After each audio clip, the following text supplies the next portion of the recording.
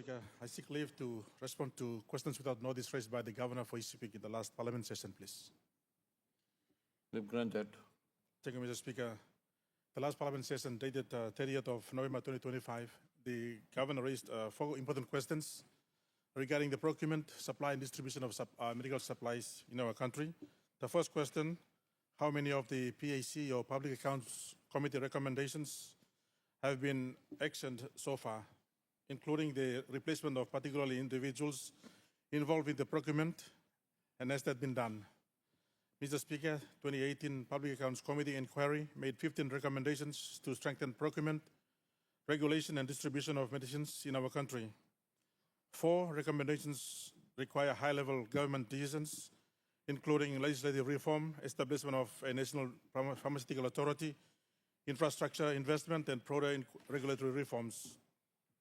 Consultation has commenced in these areas, and my department will seek further technical inputs to prepare recommendations to Cabinet consideration.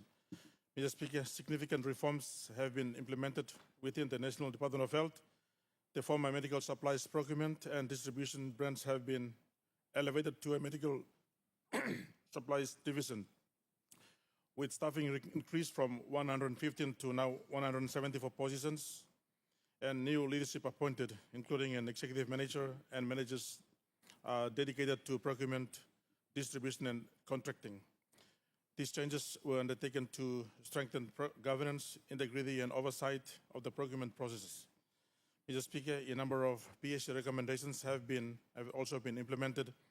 The M-Supply inventory system now operates in more than 500 health facilities in our country, including all area medical stores and major hospitals, improving stock monitoring and reducing wastage. The Medicines Quality Control Laboratory, operational since 2019, continues to strengthen quality assurance of medicines entering our country. Infrastructure investments are also progressing. The government has allocated 20 million KIN in 2025 to rebuild the Lae area medical store destroyed by fire in September 2024, and a new program, Medicines Warehouse at Konedobu, estimated at 15 million KIN, will store TB, HIV medicines, and vaccines to relieve storage pressure at the Barili area medical store. Mr. Speaker, in response to the recommendations on the distribution system, the Department of Health currently manages 9 national distribution contracts, and distribution responsibilities will progressively transition to the provincial health authorities. UNICEF is mapping out a more feasible distribution network. Advice on further outsourcing arrangements for procurement and warehouse will be finalized and provided to the Cabinet for consideration. Mr. Speaker, these reforms form part of our broader efforts to strengthen transparency, accountability, and operational efficiency within the national medical supply system.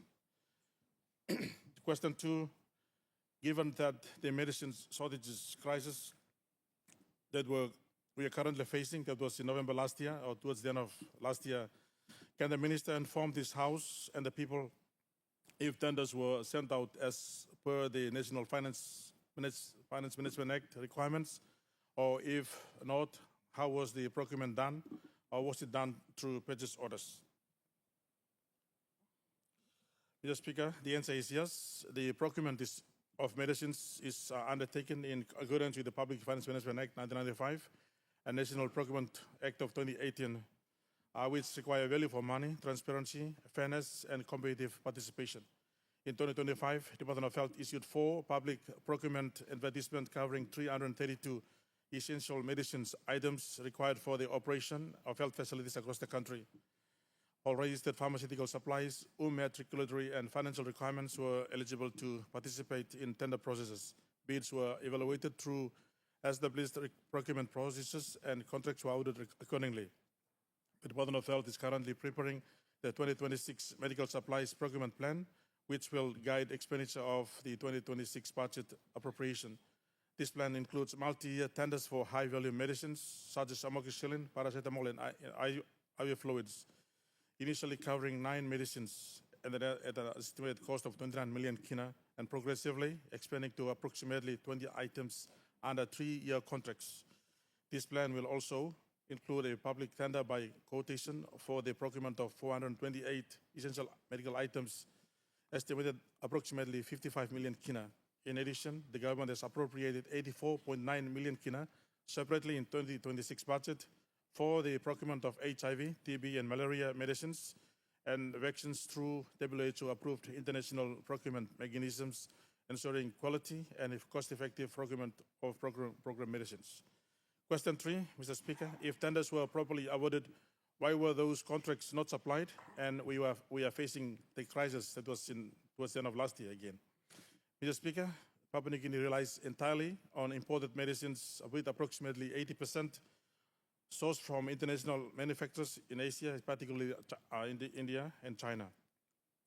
Following contract awards, medicines are to be manufactured, shipped internationally, cleared through customs, and distributed to area medical stores and the provincial health authorities. This supply typically takes between 3 and 6 months, depending on manufacturing schedules, international shipping, and foreign exchange processing.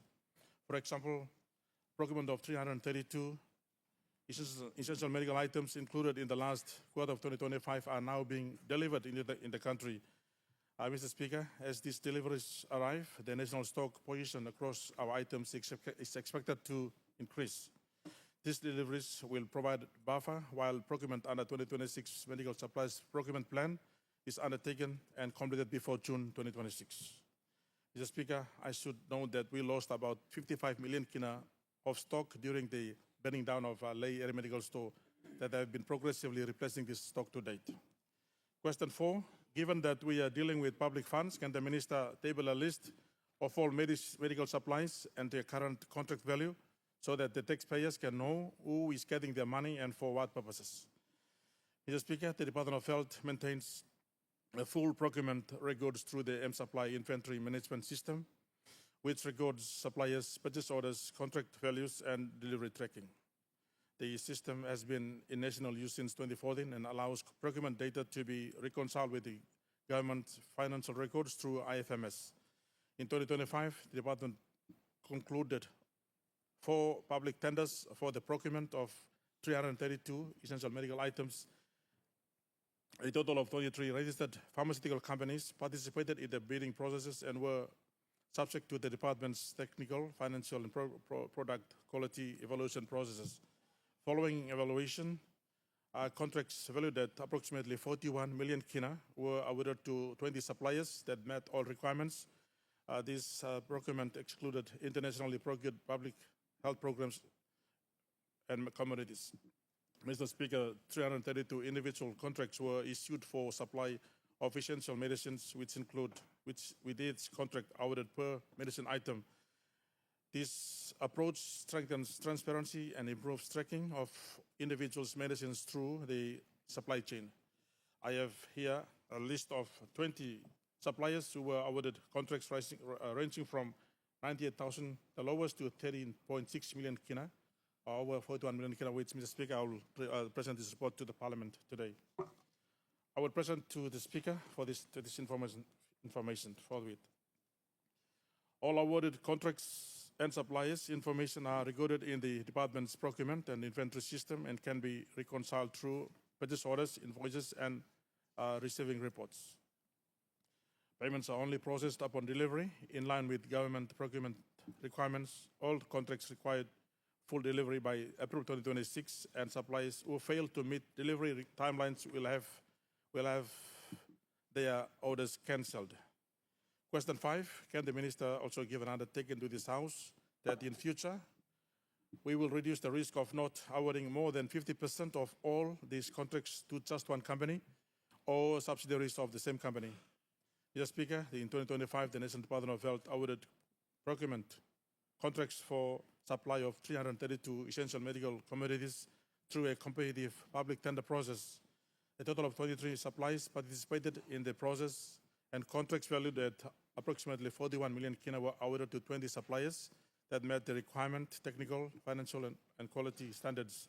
This excludes internationally procured public health commodities such as TB, HIV, malaria, and vaccines. Mr. Speaker, contracts were issued per individual item.